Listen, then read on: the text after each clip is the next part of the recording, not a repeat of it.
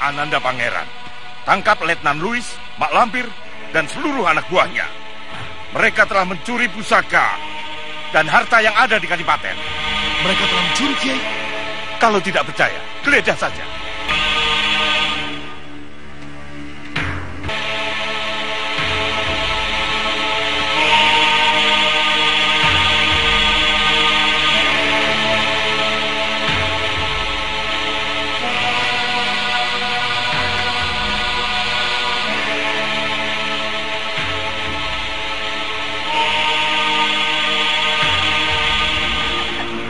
Apa isinya?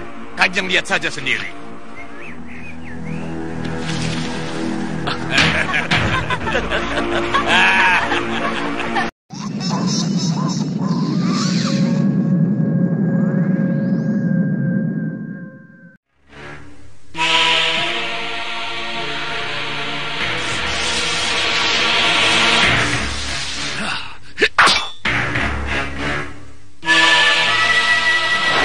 Sangka, coba kau cabut pedang ini. Baik, Guru.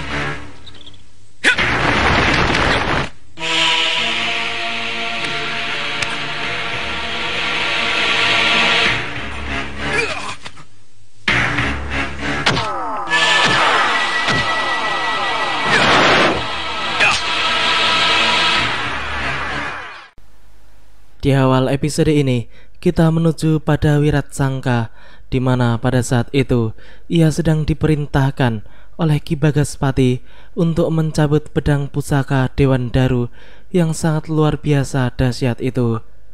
Akan tetapi, walaupun telah mengerahkan seluruh tenaga dalamnya, lelaki yang kini telah menjadi suami Banowati itu masih saja tidak sanggup mencabut pedang pusaka tersebut. Pedang itu tampaknya benar-benar bukan senjata sembarangan yang bisa dipegang dan dikuasai oleh siapapun.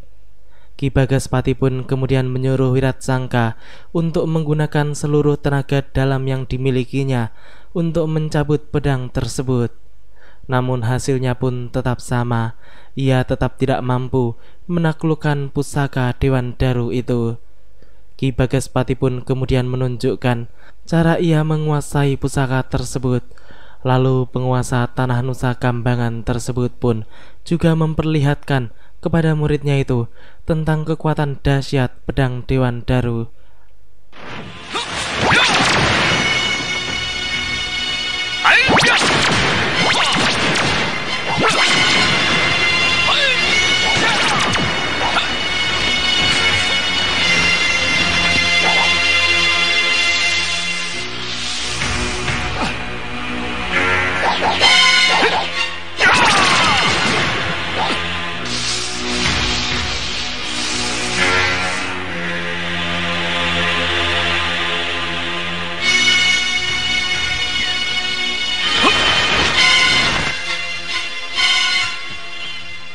Pedang ini tidak tajam, tapi daya hancurnya luar biasa.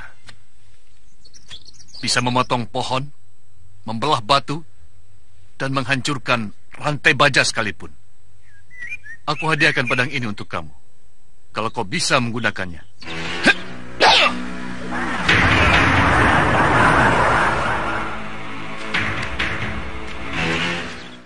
Tampaknya ilmu Wiratsangka masih jauh untuk bisa mencabut bahkan menguasai pedang Dewan Daru. Namun Banowati pun tetap menyemangati suaminya itu untuk lebih giat berlatih agar bisa segera menundukkan pedang pusaka tersebut.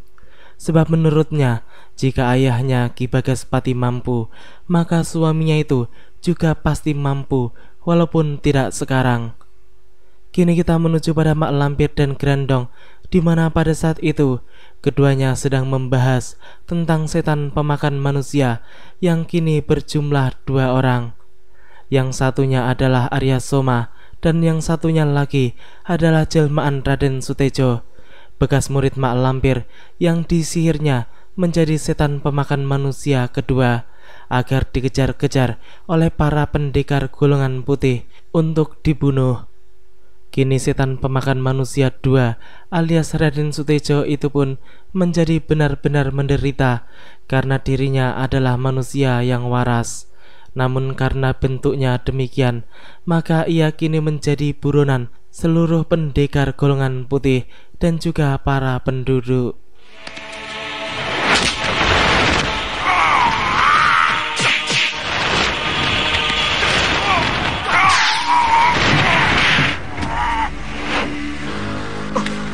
Aku yang... Kenapa berguru pada Mak Lampir? Keluar!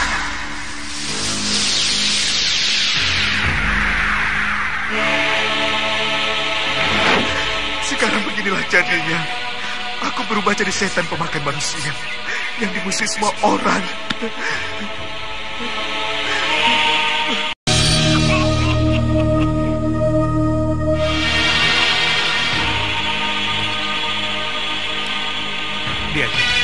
Lihat. Apa, Pak? Burung-burung itu terbang bebas mengarungi angkasa. Maksud Kakak? Tidak apa-apa. Sudahlah, jangan dipikirkan. Barangkali perkataanku itu terlontar begitu saja.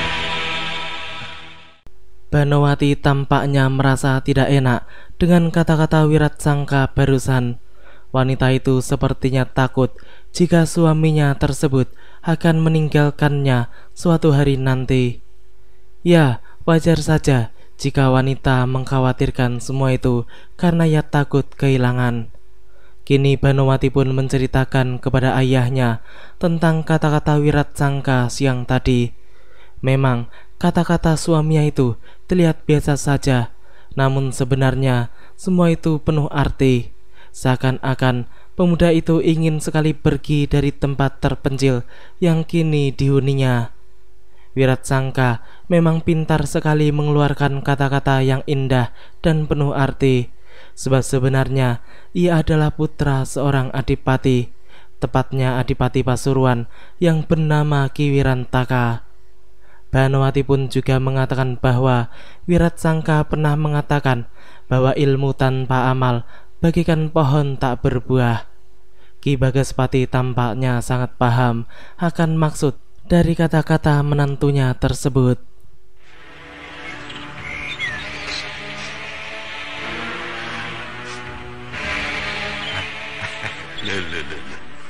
Cakep-cakep kok nangis.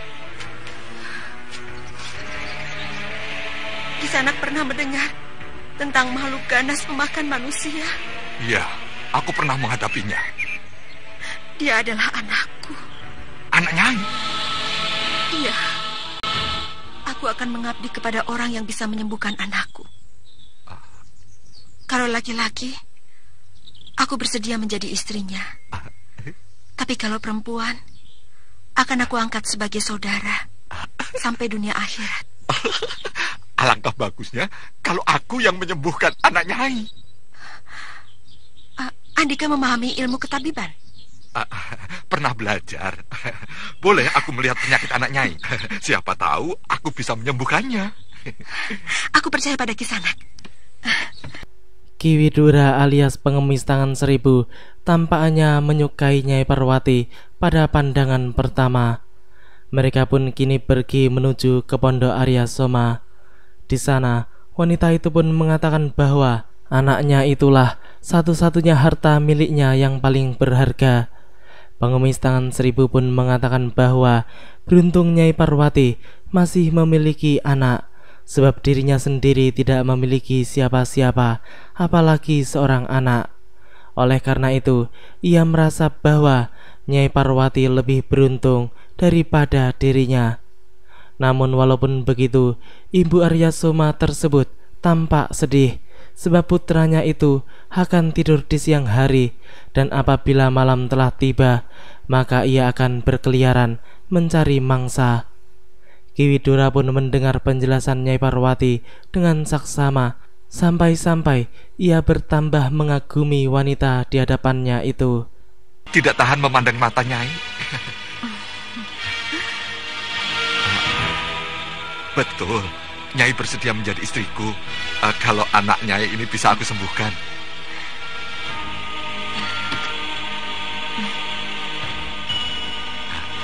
Ada harapan anakku bisa disembuhkan, Ki?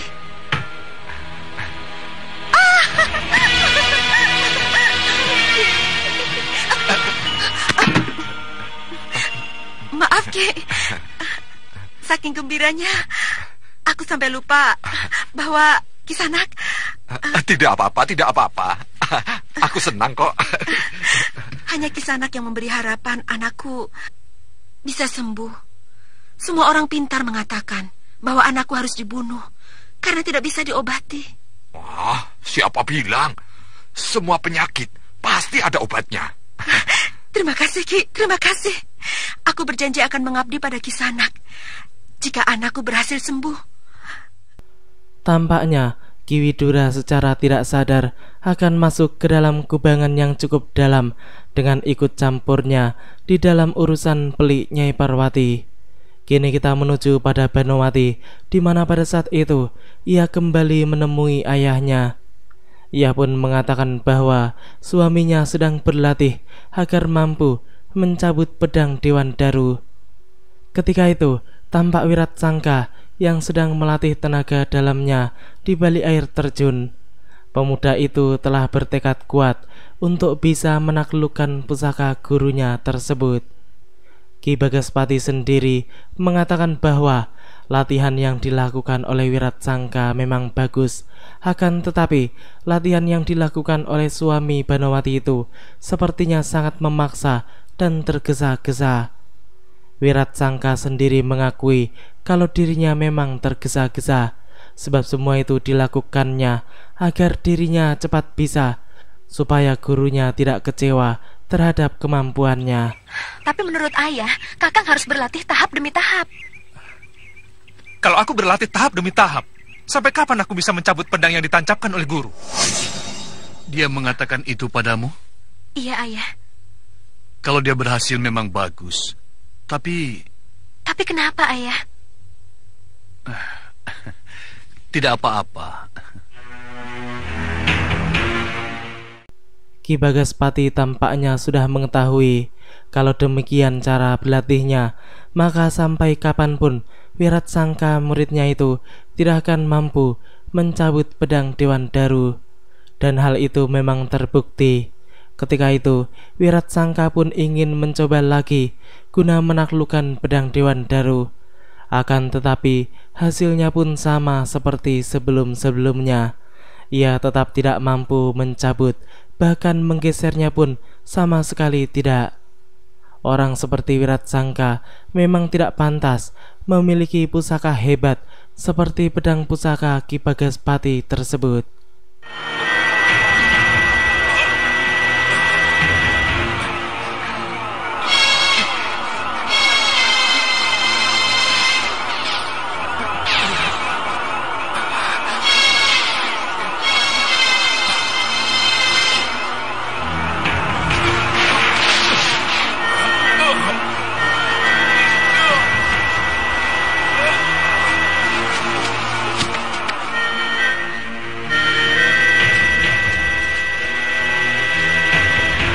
Tidak sanggup. Kakang.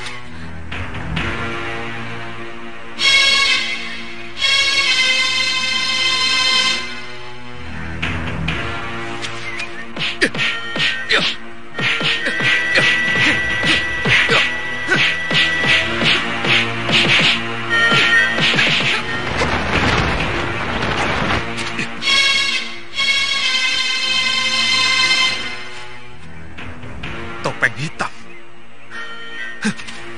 Raden! Tunggu, Raden! Raden, tunggu. Aku mau bicara. Kami diutus Kanjeng Tumenggung Martoloyo untuk membawa Raden pulang ke Tegal. Pulanglah kalian sendiri. Aku segera menyusul. Kami tidak akan pulang kalau tidak dengan Raden. Tampaknya Gendawar dan Setyawati akan sangat sulit membujuk Wiratsangka alias Raden Permadi itu untuk pulang ke Kadipaten.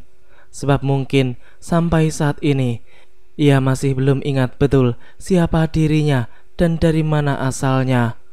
Walaupun Setyawati telah mengingatkan bahwa Raden Permadi itu telah melamar Ayu Landari, namun ia tetap tidak mau tahu dan mengingatnya. Dengan tegas ia mengatakan bahwa ia tidak akan ikut pulang. Lalu ia menyuruh dua topeng hitam tersebut untuk pulang sendiri. Setiawati pun menegaskan bahwa Raden Permadi harus ikut bersama dengan mereka. Namun pemuda itu langsung pergi begitu saja, sehingga kemudian membuat Setiawati harus memaksanya dengan kekerasan. Akan tetapi pemuda itu tetap tidak mau. Bahkan ia langsung memukul Setiawati dengan telak hingga Gendor pun dibuat marah. Kalau kau main kasar, terpaksa aku kasar terhadapmu.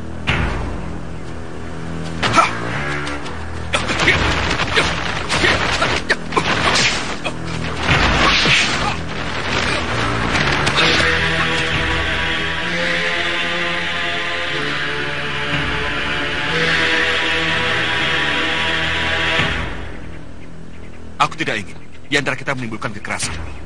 Sebaiknya Raden ikut kami. Aku akan melawanmu.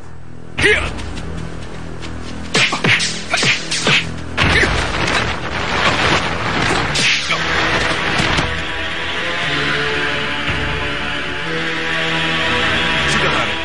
Kita hentikan perkelahian ini. Apa? Hentikan? Ya, kau telah menyakiti hatiku.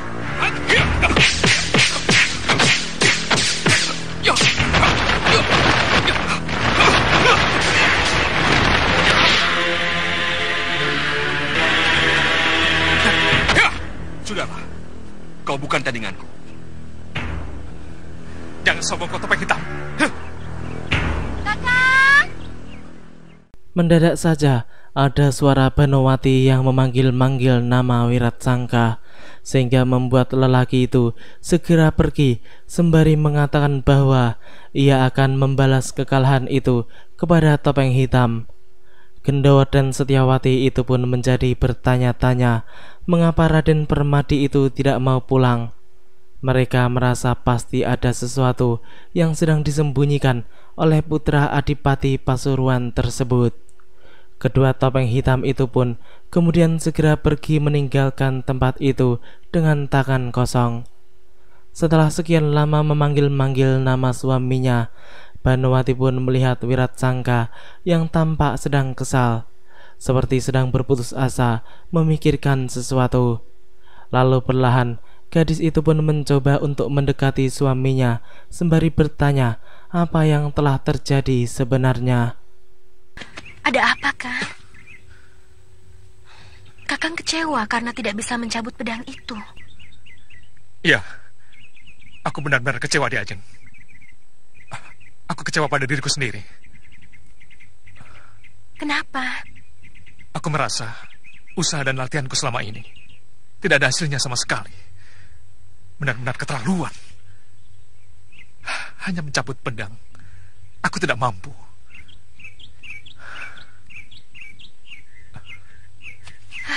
Ayah, mungkin Kakang Wiratsangka merasa kecewa karena latihannya selama ini tidak membuahkan hasil sama sekali. Lalu, apa yang harus ayah perbuat, Nduk? Kalau ayah tidak menyuruhnya mencabut pedang itu, pasti Kakang Wiratsangka tidak akan merasa kecewa seperti sekarang. Kau menyalahkan ayah, Nduk?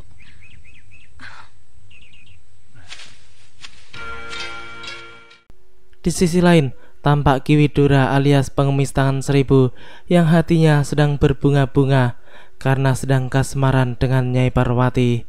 Sejak kemarin, ia selalu salah tingkah dan tersenyum-senyum sendiri sambil mencari bahan obat-obatan yang dibutuhkan olehnya. Sepertinya pengemis tua itu benar-benar ingin memiliki pasangan hidup, sebab selama ini ia adalah pendekar yang sebatang kara dan kemana-mana pun selalu sendiri. Kehadiran Nyai Parwati seperti memberikan warna baru di dalam kehidupannya. Apalagi wanita itu mau, walaupun dengan syarat bahwa ia harus menyembuhkan orang mati. Entah ia tidak tahu ataupun tidak mau tahu kalau sebenarnya orang yang akan diobatinya itu adalah mayat hidup yang tidak akan mungkin bisa disembuhkan. Setiap hari mereka selalu bersama, bermain india-indiaan dan juga berlatih ilmu kanuragan dengan mengerahkan keterampilan masing-masing.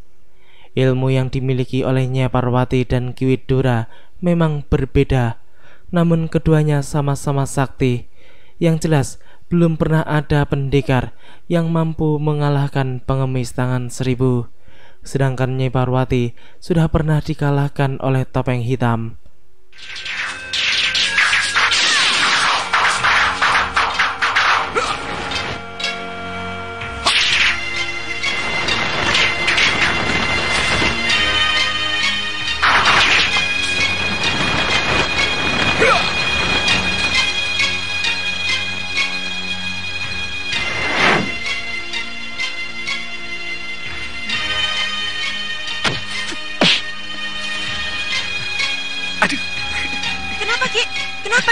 Malu. Malu sekali. Kok malu? Malu pada siapa? Tentu saja pada Nyai. Yang aku sanjung dan aku puja setiap hari. Oh, omongan Kisanak sungguh-sungguh. Tentu. Masa aku bohong? Kerahkan semua ilmu Kisanak untuk mengobati anakku. Setelah sembuh, kita segera menikah. Lihat.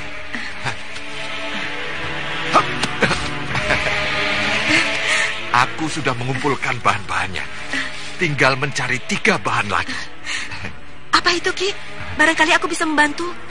Mustika naga merah, minyak kijing mas, dan daun dadap suri.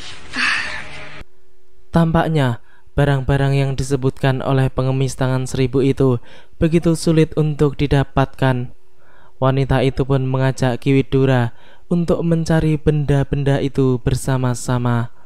Sementara itu, Wiratsangka yang di saat itu sedang menghadap kepada Ki Bagaspati pun tampak sedang dinasihati oleh gurunya itu bahwa kegagalan yang dialami oleh menantunya adalah hal yang wajar, sebab memang membutuhkan waktu dan tahapan-tahapan serta proses yang cukup lama untuk bisa menaklukkan pusaka sakti seperti pedang Dewan Daru. Gagal itu biasa. Kau boleh kecewa karena gagal. Tapi kalau kau kecewa terus-menerus, itu juga tidak baik. Iya, Guru. Jangan tergesa-gesa dalam berlatih. Sebab ketergesa-gesaan itu bisa membuat kesalahan yang tidak kita sadari. Aku percaya, suatu saat nanti kamu bisa mencabut pedang itu. Apa betul ada yang salah dalam latihanku? Kenapa guru tidak menunjukkan kesalahan itu padaku? Dasar pemuda serakah yang bodoh, ia tidak menyadari tentang kesalahan-kesalahan yang telah diperbuatnya. Ia pun kini justru berprasangka buruk, merasa bahwa ia tidak akan bisa mencapai tahap ilmu yang dikuasai oleh gurunya. Ia pun kemudian berpikir bahwa semua yang terjadi pada dirinya seperti mimpi, sebab tiba-tiba saja ia berada di Bukit Arga Belah itu, lalu menjadi murid sekaligus menantu Ki Bagaspati. Sampai saat ini, pemuda itu pun masih tidak ingat tentang masa lalunya sebelum ia berada di tempat tersebut. Kini kita menuju pada Kadipaten Rembang, di mana pada saat itu tampak Dewi Sekar Arum yang sedang berada di taman istana Kadipaten. Ia pun kemudian teringat akan peristiwa-peristiwa yang telah terjadi kepada dirinya sebelumnya, terutama awal-awal pertemuannya dengan Maesa hingga ia berpisah dengan pemuda sakti tersebut. Telah sebulan Sekar Arum berada di kediamannya dan ia pun mulai merasa bosan.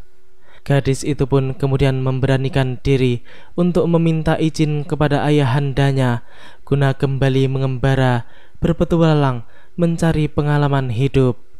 Awalnya ayahnya pun menolak, namun kemudian gadis itu pun memberikan alasan-alasan yang kuat hingga ayahnya tidak dapat menahannya lagi. Tapi Kanjeng Romo, pengalaman hidup hamba selama ini membuka mata batin hamba untuk melihat kebenaran yang sesungguhnya. Dan itu akan menjadi bekal apabila hamba menikah dan membina rumah tangga. Sebenarnya aku merasa berat melepas kau pergi, Nduk. Tapi kalau memang tekadmu sudah bulat, apa boleh buat? Kanjeng Romo mengizinkan? Pergilah bersama restuku. Terima kasih, Kanjeng Romo. Iya, iya. Jangan lupa kau mintalah restu ibumu, Nduk. Sendiko Kanjeng Romo.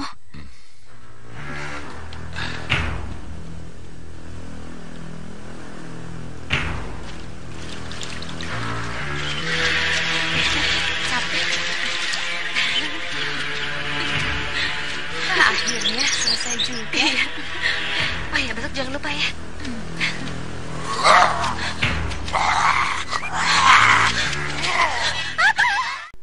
Ketika itu, tampak setan pemakan manusia 2, jelmaan Raden Sutejo, sedang mengacau di siang hari. Para warga kampung yang melihatnya pun langsung berlari ketakutan. Wanita-wanita desa itu pun berlari ke arah pemukiman penduduk dan melaporkan apa yang dilihatnya barusan kepada warga desa yang lainnya. Dalam waktu yang cukup singkat, para penduduk pun telah berkumpul dan mengikuti gadis yang melaporkan tentang adanya setan di siang bolong itu. Sementara itu, setan pemakan manusia palsu itu pun terus mengejar buruannya.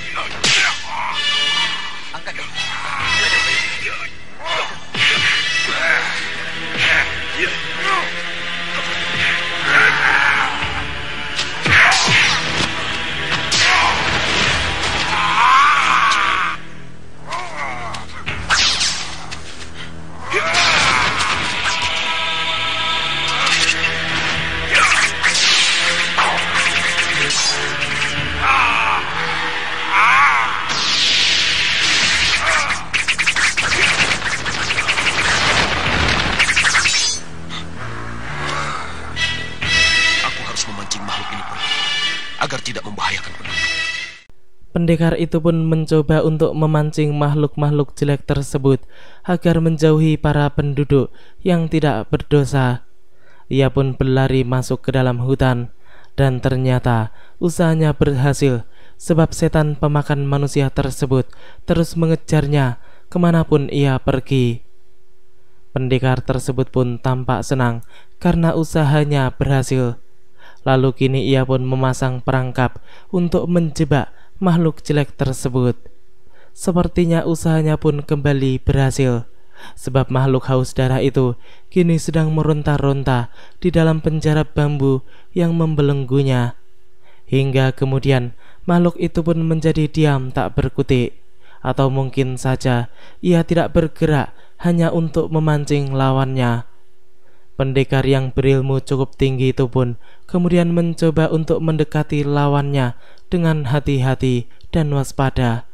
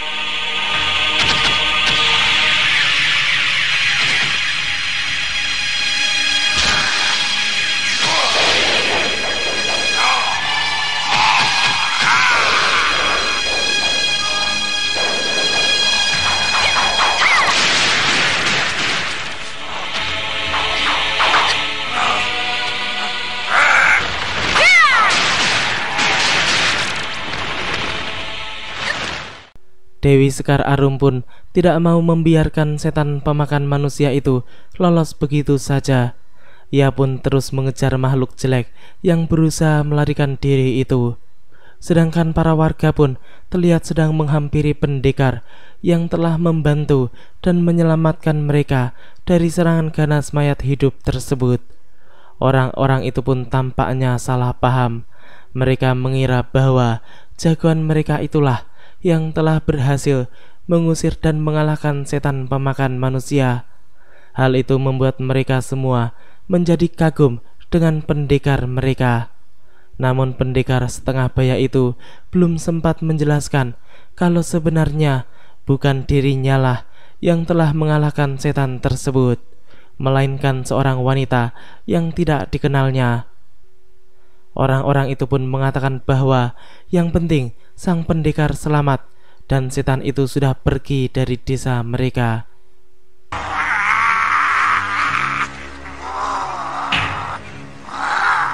Mau lari kemana kau?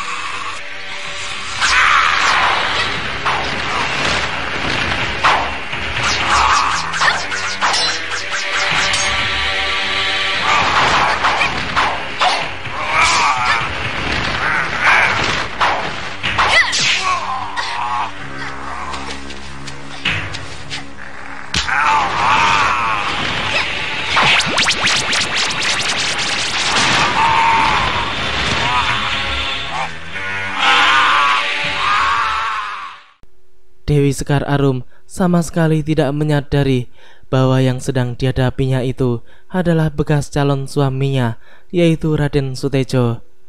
Kini ia pun sudah terlanjur menjatuhkan tangan berat kepada setan pemakan manusia alias Raden Sutejo tersebut.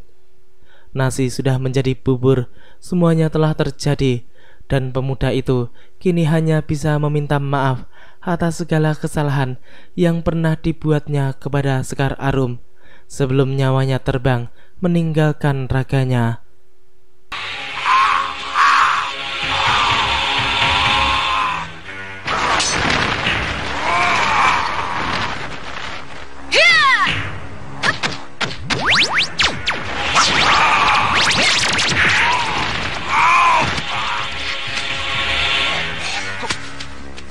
Maafkan.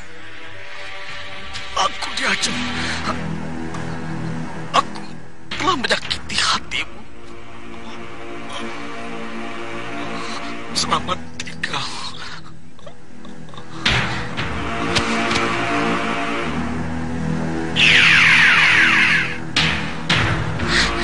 Kakang Sutejo? Kakang Sutejo? Kakang, kenapa jadi begini? Mak Lampir pun tampak sangat senang melihat Raden Sutejo yang akhirnya tewas di tangan calon istrinya sendiri. Tujuan nenek setan itu pun berhasil dengan sempurna, sebab dengan tewasnya Raden Sutejo di tangan Sekar Arum, maka hal itu akan memunculkan masalah baru, di mana akan terjadi perseteruan, perselisihan, permusuhan dan pertengkaran antara Kadipaten Kudus dan Kadipaten Rembang. Apa yang bagus? Dasar anak. Apa kau tidak lihat? Akhirnya anak durhaka itu mati oleh calon istrinya sendiri. Dan kematiannya justru sangat berharga bagi kita. Kematian Raden Sutejo akan mengakibatkan perang antara Kadipaten Kudus dan Kadipaten Rembang. Bawa mayat Raden Sutejo. Baik. Tunggu dulu. Kau harus merubah wujudmu dulu.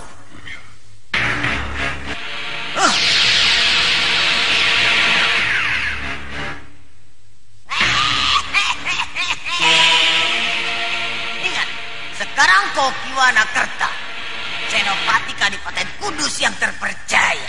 Tapi Kiwana Kerta itu sudah mati. Betul. Tapi mereka masih menyangka bahwa Kiwana Kerta pergi merantau bersama Raden Sutejo. Sekarang pergilah. Ya, baik.